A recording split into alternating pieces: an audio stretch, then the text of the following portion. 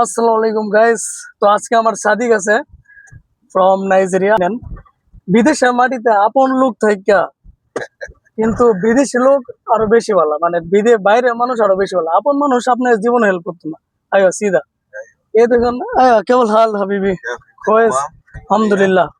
نفرات حقي نفرات هو أنا صديق كله. صديق. أنا أسوي سلام. ايوه سلام صح. سلام مية مية. بس هذا مؤمن هذا. ايوه نفر مية مية.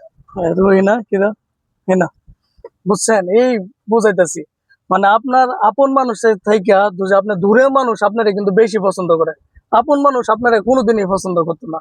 সাউলাল্লাহ انا كلامش نفرت حقي هو انت يعني ما في حب انت بس نفرت برا حب زياده حب انت زيادة أيوة سوي ترتيب هذا يعني মনে করেন আপনার বিদেশের মাটিতে বাইরের মানুষ আপনাকে সাহায্য করবো, বাঙালি মানুষ আপনাকে সাহায্য করতো না।